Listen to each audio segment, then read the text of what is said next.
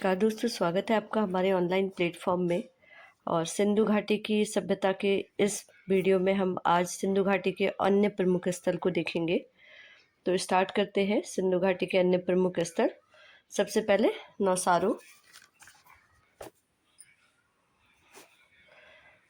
तो पाकिस्तान के बलूचिस्तान क्षेत्र में स्थित इस स्थान को स्त्रियों की मिट्टी की कुछ ऐसी मूर्तियां पाई गई हैं।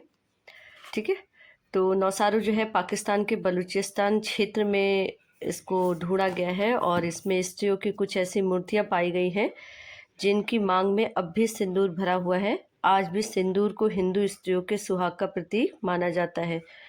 उसके बाद आता है सुतकागेडोर। दक्षिणी बलूचिस्तान के दाक्ष नदी के तट पर स्थित इसकी खोज 1927 में RL स्टाइल ने की थी और यह एक बंदरगाह नगर भी था। उसके बाद आता है सुक्ताकोह। दक्षिण बलूचिस्तान में सादिकौर नदी के तट पर स्थित है और इस स्थल की खोज 1962 में जॉर्ज डेल्स ने की थी। उसके बाद दाबरकोट। दक्षिणी बलूचिस्तान में स्थित इस स्थल की खोज RL स्टाइन ने की थी 1928 में। बालाकोट। इसके बाद आता है बालाकोट। बलूचिस्तान के दक्षिण में स्थित इस स्थल का उत्खनन जॉर्ज F डेल्स ने 1963 से 76 ईस्वी के दौरान किया और यह भी बंदरगाह नगर था और यहाँ पे सीप का उद्योग जो है वो क्या है, प्रसिद्ध है। उसके बाद कोट डीजी। सिंधु नदी के बाएं तट पर स्थित इस स्थल का खोज पुरातत्वविद ध्रुवे ने 1935 में किया।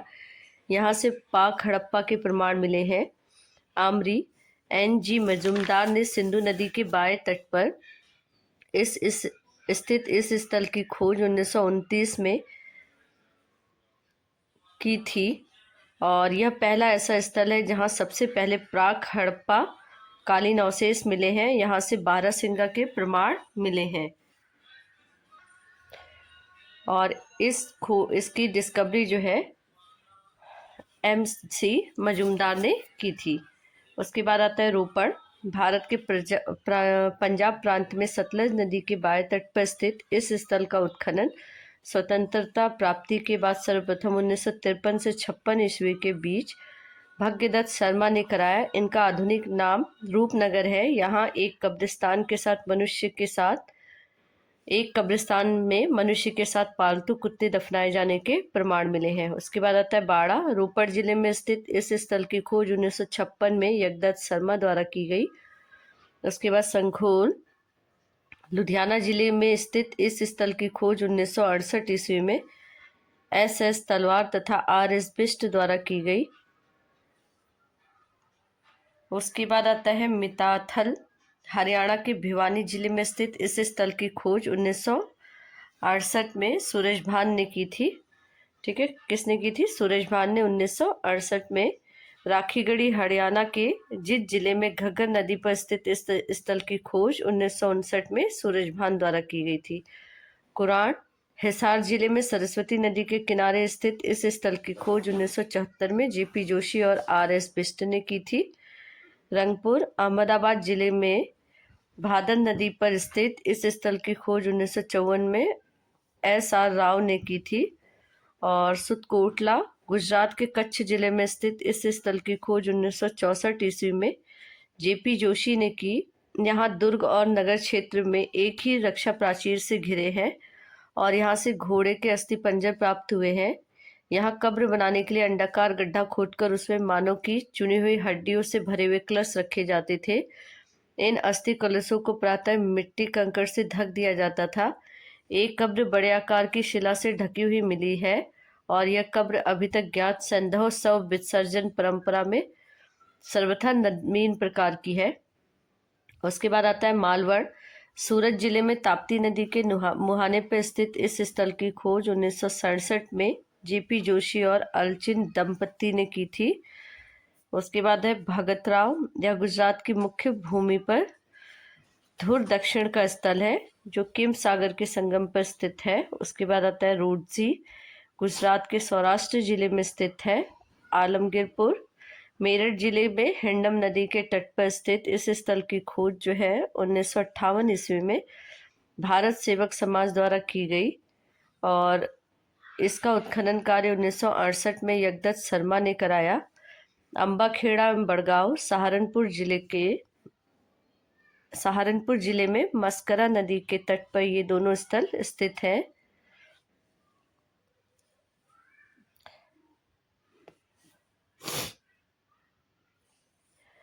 फिर आता है मांडा। ये मांडा है। मांडा जम्मू में अखनूर तहसील की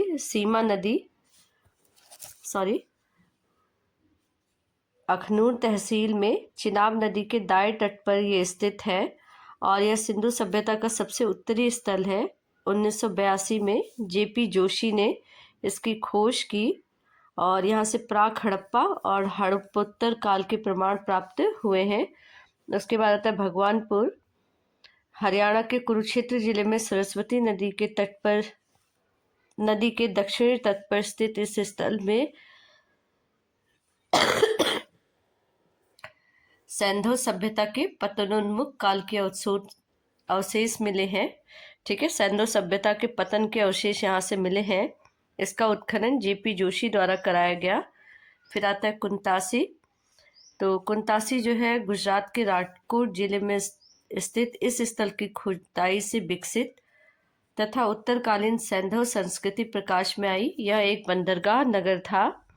अल्लादीनो सिंधु तथा अरब सागर के संगम से करीब 16 किलोमीटर उत्तर पूर्व तथा कराची से 40 किलोमीटर पूर्व में स्थित यह एक बंदरगाह नगर था।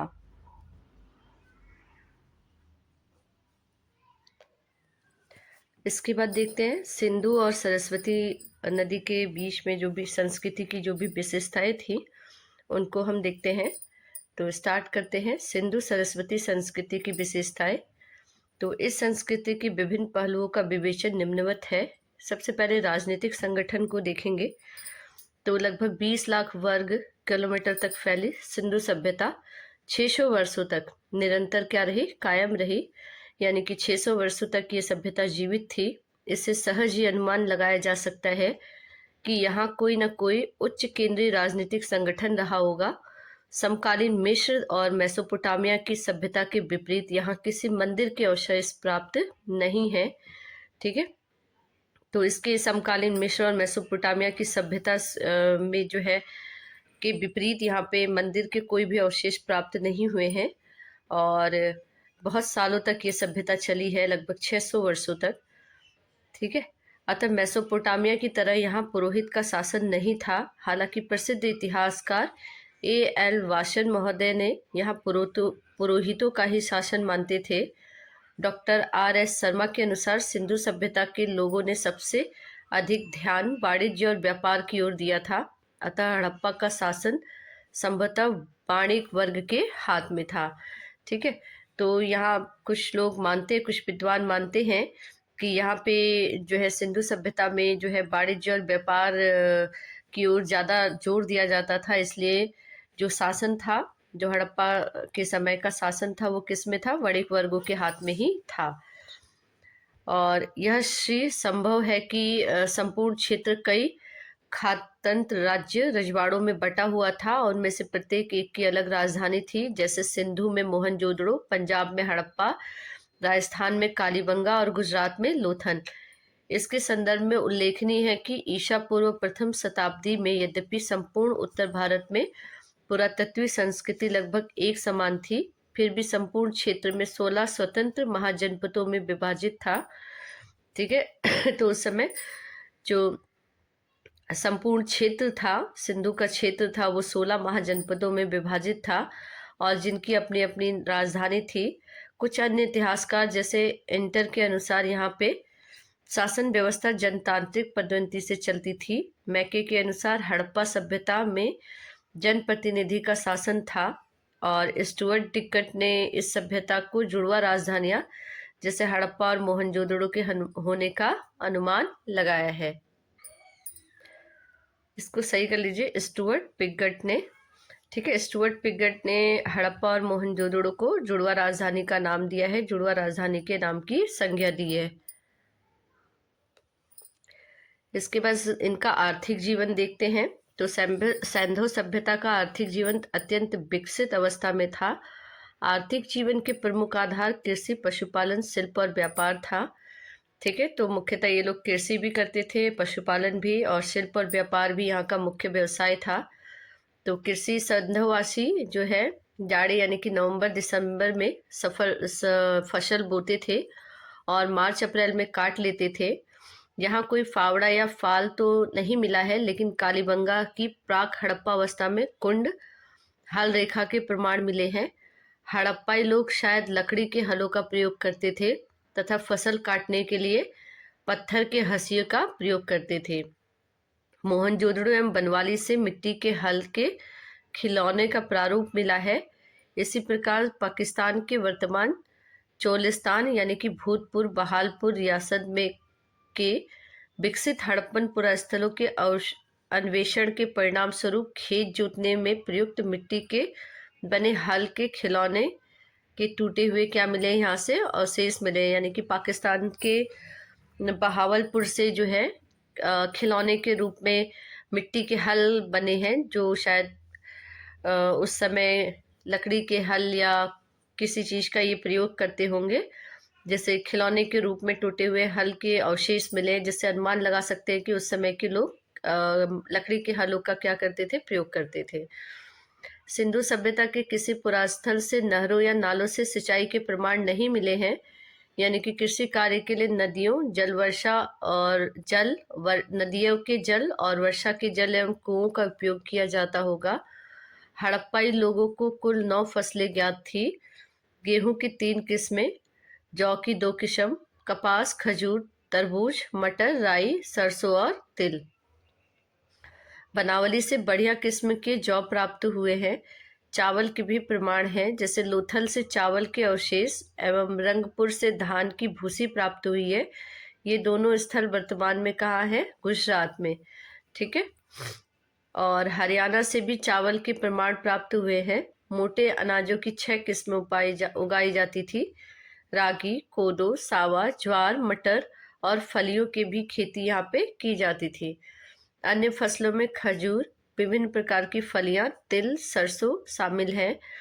मोहनजोदड़ो और अन्य स्थल पर पाए गए सूती कपड़ों के टुकड़े से इस बात का पता चलता है कि कपास की खेती भी की जाती होगी, और इस सभ्यता के परिपक्व चरण से कम 2000 वर्ष पहले मेहरगढ़ पुरास्थल पर कपास पाई गई है, और यह संसार भर में कपास के अस्तित्व का प्राचीनतम साक्ष्य है।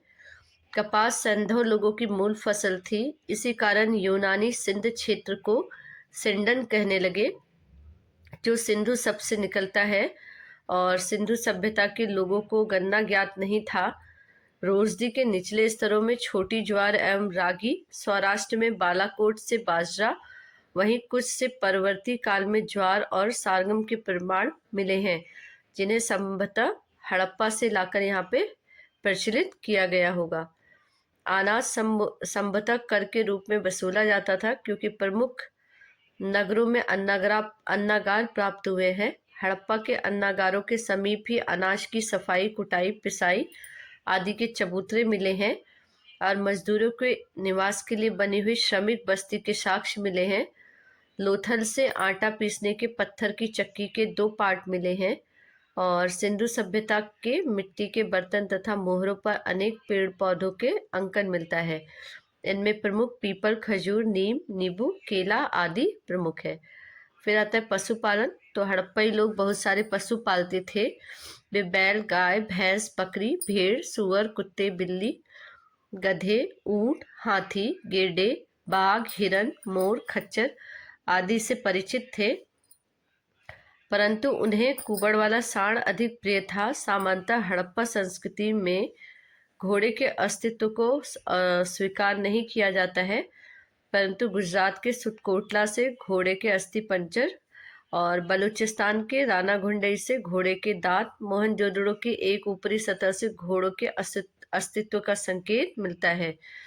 घोड़े की हड्डियां लोथल, सुटकोटला, कालीबंगा आदि स्थलों से प्राप्त हुई हैं। ऊंट की हड्डियां भी अनेक पुरास्थलों से बड़ी संख्या में पाई गई हैं, लेकिन कुछ किसी मुद्रा पर ऊंट का चिन्ह नहीं मिला है। लोथल और नौसारों से घोड़े की मिट्टी की आकृतियां पाई गई हैं, लेकिन घोड़े का अंकन किसी मुद्रा पे नहीं मिला है। गाय के प्रमाण यद्यपि मिले हैं, ठीक है, गाय के प्रमाण यहाँ से मिले हैं, परंतु आश्चर्यजनक तथ्य यह है कि इस महत्वपूर्ण पशु का अंकन पुष्प मूर्तियों, भांडों आदि पे नहीं हुआ है। तो उसके बाद देखते हैं शिल्प एवं उद्योग धंधे। तो हड़प्पा सभ्यता का सबसे प्रमुख उद्योग वस्त्र उद्योग था। सूत की कताई और सूती वस्त्रों की बुनाई के धंधे अत्यंत विकसित थे। मोहनजोदड़ो से भी मजीठ रंग के लाल रंग के रंगे हुए कपड़े के अवशेष चांदी के बर्तन में पाए गए हैं। मोहनजोदड़ो से चांदी के 2 उपकरणों में लिपटा हुआ सूती कपड़ा, सूती धागे भी प्राप्त हुए हैं। कालीबंगा से प्राप्त मिट्टी के बर्तन के एक टुकड़े पर सूती वस्त्र की छाप मिलती है और यहीं से सूती वस्त्र में लिपटा हुआ एक उस्तरा भी मिलता है। लोथल से प्राप्त मुद्रांकों यानी कि सीलिंग पर सूती वस्त्रों की छाप मिलती है। आलमगीरपुर से प्राप्त मिट्टी की नाद पर बुने हुए वस्त्र के निशान मिले हैं। कताई बुनाई में प्रयुक्त मिट्टी, कांधली मिट्टी और शंख आदि से के बने हुए 2 और 3 छेद वाले तकवे सैंधव बस्तियों में प्राय अधिकांश घरों में मिले हैं। और मोहनजोदड़ो से प्राप्त पुरोहित की प्रस्तर मूर्ति तिपतिया अलंकृत युक्त साल ओढ़े हुए हैं और इससे स्पष्ट होता है कि वस्त्रों की कढ़ाई भी होती थी।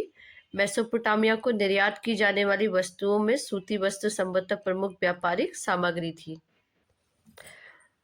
तो सिंधु सभ्यता के लोगों का व्यापार और वाणिज्य को देखते हैं। सिंधु सभ्यता के लोग के जीवन में व्यापार और वाणिज्य का बड़ा महत्व था। इसकी पुष्टि हड़प्पा, मोहनजोदड़ो, लोथल से प्राप्त अन्न कोठार, बड़े भूभाग में ढेर सारी मिट्टी की मोहरें और एक रूप लिपि और मानकीकृत माप तोलों के अस्तित्व से ही है। हड़प्पा और मोहनजोदड़ो से प्राप्त मृदभांडों पर और कुछ मुद्राओं पर जहाज तथा नौकाओं के चित्र पाए गए हैं। एक जलयान या नौका का मिट्टी का एक मॉडल लोथल से मिला है। और हड़प्पा संस्कृति की बाटों की सबसे प्रमुख विशेषता उनका घनाकार और 16 के गुणकों में प्रयुक्त होना था। सिंधु सभ्यता के जो नगर थे उनको मेसोपोटामिया से आयातित वस्तुओं में मोहनजोदड़ो से प्राप्त हरिताभ रंग के क्लोराइड प्रस्तर का टुकड़ा मिला है, जिस पर चटाई की बनावट की तरह की डिज़ाइन बनी है। और इससे पता चलता है कि इससे पता चलता है कि उस समय हड़प्पा के लोग मेसोपोटामिया से व्यापार आयातित और निर्यातित करते होंगे। और हड़प्पा से मेसोपोटामिया के खानेदार मनके भी मिले हैं और मेसोपोटामिया और सिंधु के बीच व्यापार के अभिलेख के साक्ष्य भी यहाँ से मिले हैं। उसके बाद देखते हैं सैंधव कला। तो सैंधव कला के अंतर्गत प्रस्तर, धातु एवं मृण मूर्तियों का उल्लेख किया जाता है और इसके अतिरिक्त मोहरे, मनके और मृदभांड एवं लघु कलाएं इनके सौंदर्य के बोध को इंगित करती हैं। और यहाँ पे प्रस्तर मूर्तियाँ जो है मिली हैं और मोहनजोदड़ो में 1 दर्जन तथा हड़प्पा से 3 प्रस्तर मूर्तियाँ मिली हैं। अधिकांश पाषाण मूर्तियाँ खंडित हैं। मोहनजोदड़ो से प्राप्त 12 प्रस्तर मूर्तियों में 5 गढ़ी वाले टीले के HR क्षेत्र मिले हैं और डी के क्षेत्र में सेलवड़ी की बनी हुई 19 सेंटीमीटर लंबी खंडित पुरुष की मूर्ति जो तिपतिया अलंकृत से युक्त साल ओढ़े हैं प्राप्त हुई हैं। यहाँ से ताम्र पट्टिकाएं, मोहनजोदड़ो तथा हड़प्पा से कई ताम्र पट्टिकाएं यानी कि कॉपर टैबलेट्स मिले हैं, जिन पर एक तरफ मुद्रा लेख है और दूसरी तरफ सैंधव मोहरों पर मिलने वाले प्रतीक बने हुए हैं। कुछ बाद की पट्टिकाओं पर मछली, मगर, बकरी एवं मृग के चित्र भी बने हुए हैं। उसके बाद मनके यानी कि सेल खड़ी, गोमेद, शंख, सीप, हाथी के दांत, मिट्टी, सोने, चांदी एवं तांबे से निर्मित ढोलाकार, अंडाकार, अर्धवृत्ताकार आदि आकृति के मिले हैं। चन्हुदड़ो एवं लोथल से मनके बनाने के कारखाने प्राप्त हुए हैं और सर्वाधिक संख्या में सेल खड़ी के पत्थर सेलखड़ी पत्थर के मनके प्राप्त हुए हैं। बेलनाकार मनके सैंधव सभ्यता में सर्वाधिक लोकप्रिय थे। उसके बाद आते हैं मृदभांड। तो मृदभांड अधिकांशतः लाल अथवा गुलाबी रंग के हैं और इन पर अलंकरण प्राय काले रंग से हुआ है। अलंकरणों में त्रिभुज, वृत्त, वर्ग आदि ज्यामितीय आकृतियां, पीपल की पत्ती, खजूर, ताड़, केला आदि वनस्पतियां, वृषभ, हिरन, बारहसिंगा आदि पशु, मोर, सारस, बतख आदि पक्षियों तथा मछलियों का चित्रण विशेष लोकप्रिय है। मृदभांडों पर भी मृदभांडों पर भी हड़प्पन लिपि मिलती है। सैंधव मृदभांडों में खानेदार बर्तन, साधारण तस्तरियां, थालियां और घड़े के ढक्कन प्रमुख थे। लोथल से प्राप्त एक मृदभांड में एक वृक्ष के मुंह में मछली पकड़े हुए एक चिड़िया को दर्शाया गया है। एक वृक्ष के ऊपर मछली पकड़े हुए एक चिड़िया को दर्शाया गया है और नीचे एक लोमड़ी का चित्र है। यह पंचतंत्र तंत्र की प्रसिद्ध कथा चालाक लोमड़ी को दर्शाता है। लिपि। तो सैंधव लिपि का ज्ञान मुख्यतः मोहरों पर मिलता है और इसके अतिरिक्त मृदभांड, कुल्हाड़ियां एवं ताम्र गुटिकाओं पर भी लिपियों के प्रमाण हैं। सैंधव लिपि का सबसे पुराना नमूना 1853 ईस्वी में मिला है। 1923 तक यह लिपि पूर्णतः प्रकाश में आ गई और इस लिपि में कुल 400 से 500 तक चित्राक्षर यानी कि पिक्टोग्राफ है और चित्र के रूप में लिखा प्रत्येक अक्षर किसी ध्वनि, भाव, वस्तु का सूचक है। सैंधव लिपि में सबसे ज्यादा अंग्रेजी के यू अक्षर का चित्र प्राप्त हुआ है। इसी प्रकार लिपि के रूप में प्रयुक्त जीवों के चित्र में सबसे अधिक मछली के चित्र का प्रयोग मिला है और यह लिपि दाईं से बाईं ओर लिखी जाती थी। जब अभिलेख एक से अधिक पंक्तियों में होता था तो पहली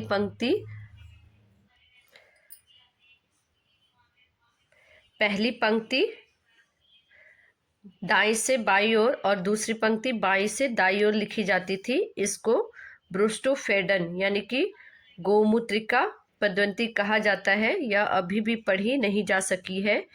इसके पढ़े न जाने के कारण इस किसी भी द्विभाषी लेख में न मिलना है। यद्यपि इसको पढ़ने का प्रयास कई लोगों ने किया। के.एन. वर्मा, एस.एस. राव, आई. महादेव और रेवरेंड हैरिस इसके प्रमुख हैं। रेवरेंड हैरिस ने सिंधु लिपि को बाएं से दाएं पढ़ने और उसे तमिल भाषा में परिवर्तित करने का दावा किया है और कुछ लोग इसे आद्य द्रविड़, आद्य संस्कृत का प्रारंभ रूप मानते हैं और मेसोपोटामिया और मिस्र लिपियों से इसका कोई भी संबंध दिखाई नहीं देता है। उसके बाद धार्मिक जीवन देखते हैं। तो सैंधव धर्म के विषय में लिखित साक्ष्यों का पूर्णतः अभाव है। केवल पुरातत्वीय साक्ष्य के आधार पर इसके स्वरूप का अनुमान लगाया जा सकता है।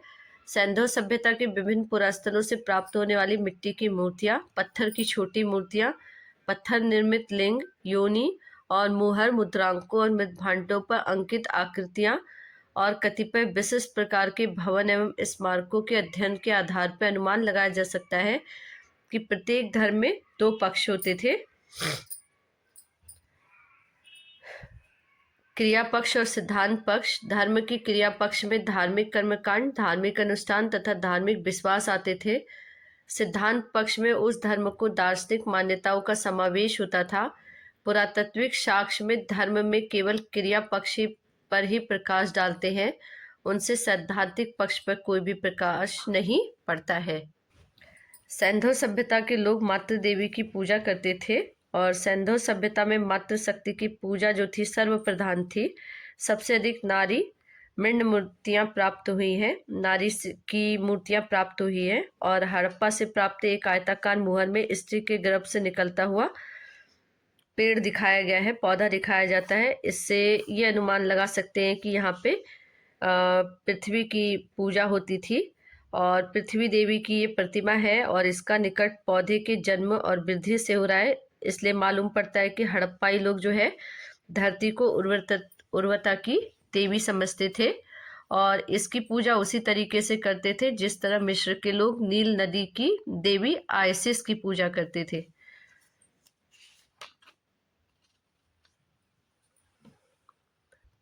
इसके बाद देखते हैं अंत्योष्टि संस्कार। तो सिंधु सभ्यता के अंत्योष्टि संस्कार की विधियों से उनके परलौकिक जीवन में विश्वास की पुष्टि होती है।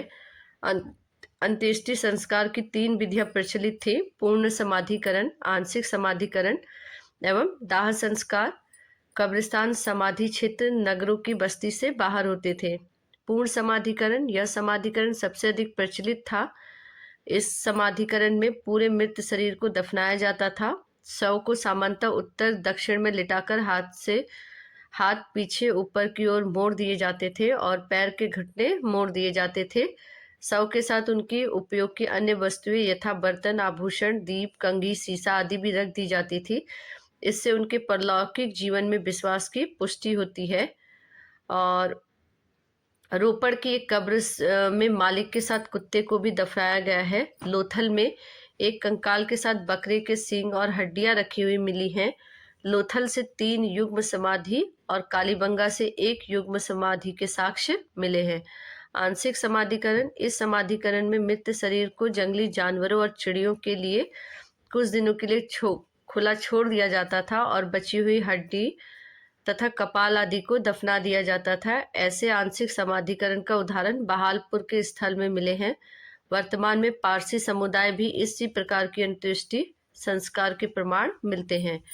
हड़प्पा के उत्खनन में एक ऐसी समाधि मिली है जिसमें शव को लकड़ी के ताबूत में रखकर दफनाया गया है और यह किसी विदेशी व्यक्ति की कब्र मालूम पड़ती है। उसके बाद आता है दाह संस्कार। तो संस्कार की यह क्रिया हड़प्पा संस्कृति में प्रचलित थी। मोहनजोदड़ो एवं सुतकोटा से कतिपय कलश शवाधान के प्रमाण मिले हैं और इस प्रकार के शवाधान में शव को जलाने के बाद बचे कुचे अवशेष तथा राख को मृदभांड में भरकर दफनाया दिया जाता था और इन कलशों के अंदर मृत व्यक्ति के अवशेष, अतिरिक्त मिट्टी के बर्तन, मनके, हाथी के दांत के टुकड़े, चूड़ियां, पशुओं की अस्थियां, चिड़ियों, मछलियों की प्रतिमाएं पाई गई हैं और इन कलशों में सामान्यतः मानव अस्थियां नहीं पाई गई हैं। इन कलशों को मार्शल तथा मैके ने प्रतीकात्मक समाधियां माना है, लेकिन व्हीलर तथा पिगट जैसे विद्वानों ने मानव अस्थियां न मिलने के कारण इन्हें शोक पिट कहा है। अब हड़प्पा सभ्यता का पतन कैसे हुआ इनको देखते हैं। तो सैंधव सभ्यता जिस द्रुत गति से प्रकाश में आई उसी गति से ये विनष्ट हो गई। इसके पतन के कारण के लिए विद्वान ने कई कारण बताए हैं, जैसे बाढ़, आर्यों का आक्रमण, जलवायु परिवर्तन, भूतात्विक परिवर्तन, व्यापार में गतिरोध, प्रशासनिक शिथिलता, महामारी एवं साधनों का अधिक उपभोग। ठीक है, तो इनके पतन का जो मुख्य कारण थे वो थे बाढ़। तो सिंधु सभ्यता के पतन का प्रधान कारण बाढ़ ही माना जाता है। मार्शल ने मोहनजोदड़ो और मैके ने चन्हूदड़ो, MSR राव ने लोथल के पतन का प्रमुख कारण जो है बाढ़ को माना है। मार्शल के अनुसार मोहनजोदड़ो में 7 बार बाढ़ आई क्योंकि इसकी खुदाई से 7 स्तरों का पता लगा है। धीरे धीरे लोग नगर छोड़कर अन्यंत्र चले गए, परंतु इनमें उन नगरों के पतन के कारणों का प्रकाश नहीं पड़ता जो नदियों के किनारे नहीं थे। फिर है आर्यों का आक्रमण। व्हीलर तथा गार्डन चाइल्ड, मैके, पिगट आदि विद्वानों ने सिंधु सभ्यता के पतन का कारण आर्यों का आक्रमण माना है। अपने मत की पुष्टि में उन्होंने मोहनजोदड़ो से प्राप्त नर कंकाल और ऋग्वेद में देवता इंद्र का उल्लेख दुर्ग संहारक के रूप में किया है, परंतु अमेरिकी इतिहासकार कनेडी ने सिद्ध कर दिया कि मोहनजोदड़ो में के नर कंकाल मलेरिया जैसी किसी बीमारी से ग्रसित थे। परवर्ती अनुसंधानों से यह सिद्ध कर दिया गया कि व्हीलर की यह धारणा कि आर्य लोग हड़प्पाई सभ्यता का नाश करने वाले थे मात्र एक मिथक थी। तथ्य है कि 5000 ईसा पूर्व से 800 ईसा पूर्व तक के समय पश्चिमी या मध्य एशिया में सिंधु या सरस्वती नदी घाटियों में किसी आक्रमण या सामूहिक अप्रवास का कोई पुरातात्विक जैविक साक्ष्य उपलब्ध नहीं है। इस अवधि में पाए गए सभी नरकंकाल एक ही समूह के लोगों के थे। उसके बाद जलवायु परिवर्तन। तो आर्यल स्टाइन तथा अमलानंद घोष जैसे विद्वानों ने जंगलों में अत्यधिक कटाई के कारण जलवायु में परिवर्तन आया। राजस्थान के क्षेत्र में पहले बहुत वर्षा होती थी, वहां वर्षा कम होने लगी, अतः सभ्यता धीरे धीरे क्या हो गई, विनष्ट हो गई। फिर आता है भूतात्विक परिवर्तन। तो भूतात्विक परिवर्तनों के कारण नदियों का मार्ग जो है वो बदल गए, जिससे लोग सिंचाई, पानी पीने आदि का अभाव हो गया। सारस्वत प्रदेश में तो इसके पतन का मुख्य कारण नदी धाराओं के बदलने अथवा स्थानांतरण के कारण हुआ है। इस कारण वे अपने अपने स्थानों को छोड़ के दूसरे स्थानों पे चले गए। विदेशी व्यापार का गतिरोध। तो 1995 में WF अल्बाइट ने यह मत व्यक्त किया कि मेसोपोटामिया के साक्ष्यों के अनुसार सिंधु सभ्यता का अंत लगभग 1750 ईसा पूर्व माना जा सकता है। 2000 ईसा पूर्व के बाद सिंधु सभ्यता में ग्रामीण संस्कृति के लक्षण प्रकट होने लगे। उनसे पता चलता है कि उनका आर्थिक ढांचा जो है वो क्या होने लगा, लड़खड़ाने लगा। महामारी। तो अमेरिकी इतिहासकार KUR कनेडी के विचार है कि मलेरिया जैसी किसी महामारी से सिंधु सभ्यता की जनसंख्या क्या हो गई, नष्ट हो गई। और साधनों का अतिशय उपभोग। तो एक आधुनिक मत यह है कि इस सभ्यता ने अपने साधनों का ज़्यादा से ज़्यादा व्यय कर डाला, जिससे उनकी जीवन शक्ति नष्ट हो गई। और यह एक आकर्षण परिकल्पना है इसकी, परंतु इसकी जांच के लिए विस्तृत अनुसंधान की क्या है, आवश्यकता है। ठीक है, तो यहाँ हमने सिंधु घाटी सभ्यता को देखा और उसे हमने विस्तृत रूप से पढ़ा। कमेंट करके ज़रूर बताइए कि आपको वीडियो कैसी लगी। वीडियो को ज़्यादा से ज़्यादा लाइक करिए, शेयर करिए, सब्सक्राइब करिए। धन्यवाद।